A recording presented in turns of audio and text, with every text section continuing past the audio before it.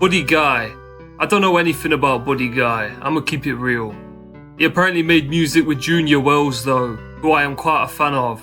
Chicago blues generally, it's a genre I fuck with a lot. Not that I am any sort of expert on it, but you know, you got your classic blues guys like Muddy Waters, Howlin' Wolf, two of the biggest names in blues generally, and also two of my favourites. Then you also got Sonny Boy Williamson, Big Mama Thornton, great artists.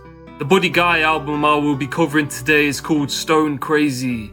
I've not really got anything to pad out this intro, so I'm just gonna get right into it with the first track.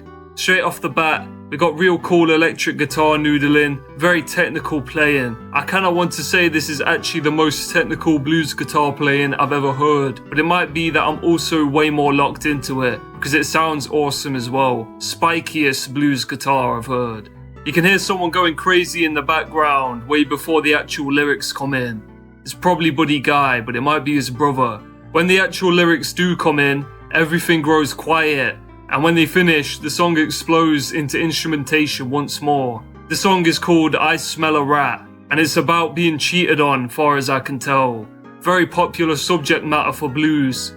His girl is sneaking around like a rat in this song, being very suspicious. Buddy Guy says, I need a rat in my house like this now, just like I need a hole in my head. Very cool lyrics that I would expect from blues. The guitar playing really is full of so much energy.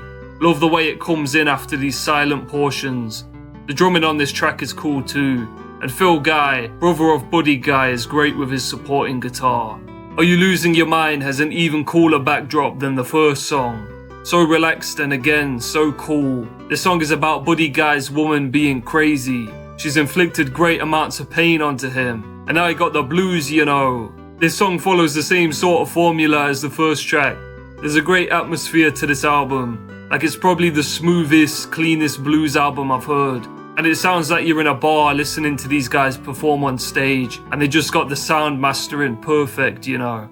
At the end of this song, it's revealed that Buddy Guy has once again been cheated on. She can't keep getting away with this man. What did Buddy Guy do to deserve this shit? You've Been Gone Too Long is practically a blues rock song. Way the drums are hurtling on and the guitar comes with that crunch sometimes.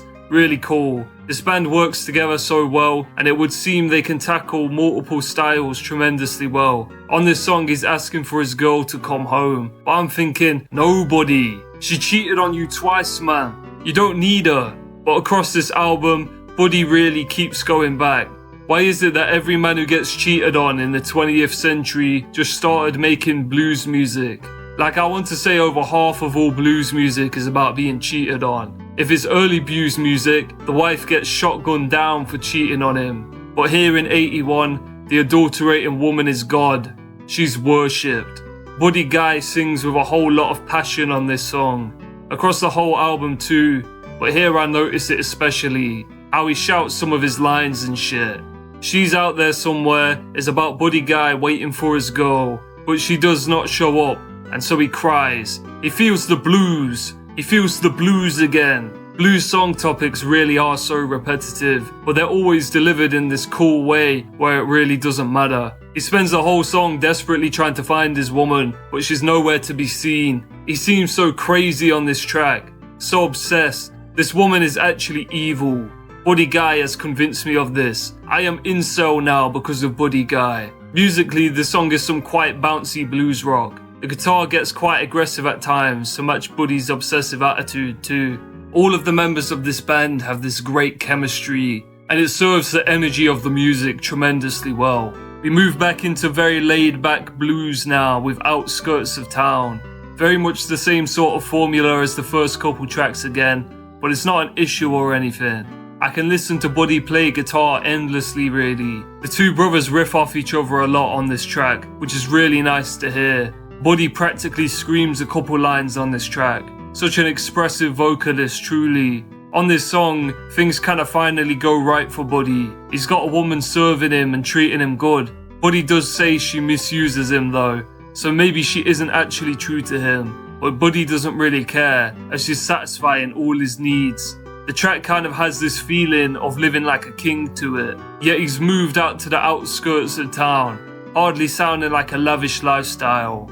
Feel like this track does explode a lot more than the other songs in this formula. I guess just in terms of the drums and the band as a whole, rather than just Buddy's ceaseless guitar badassery. When I Left Home is so subtle for a long time, with a lot of payoff when it finally picks up.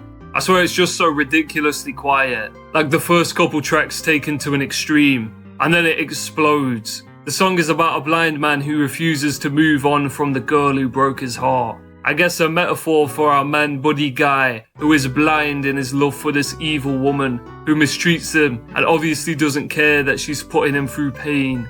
The song goes into a lot of pain really, to further back up how bad things are for Buddy, like his parents no longer being with him. This is the one song on the album that actually makes me feel sad. Despite the themes of most of this album, it's mostly just very cool. This track is very cool as well, especially with that explosion of instrumentation towards the end. I love when he's shouting, "Lord, I can't let her go." Buddy ends the song, "Lord, I was blind and I could not see, but long as I play the blues, it's alright with me." Really, that's what it's all about, innit? This album has proved to me just how devoted to and passionate Buddy Guy is about his craft. I think this song is very reflective really. I've mentioned along the way I was shouting like, "Don't go back to her, Buddy, she's bad news." Well, this song is basically Buddy saying, "Yeah, I know." That's the point being expressed on other songs too, but it hits way harder here with this whole blind metaphor, if you ask me. Overall, a very good album. And again, likely the best produced blues album I've heard. I really love when you hear these guys' voices harmonizing in the back. I don't even know if harmonizing is the correct way to put it. They get rowdy. Definitely my favorite element of the album has to be Buddy's guitar playing. I mean, his talent is just undeniable. There's times on this album where the guitar really becomes like a barrage. It's so cool. I find it nice and emotional, but primarily what I enjoy is just how cool it is. Like perfect lighting in a bar, shades, that sort of shit has always appealed to me. It's always been awesome to me, whether it's blues or jazz or whatever. Buddy Guy is a man with style. I'll be looking forward to checking out more of his stuff. If I have any criticism, it would just be that the song formulas are a bit predictable, but I don't really care about that. As long as the music is awesome, who actually cares? I give this album 8.5 cats out of a possible 10 cats. Anyway, that's about it for this review. Subscribe to the Catman Show, leave a like, leave a comment. Goodbye.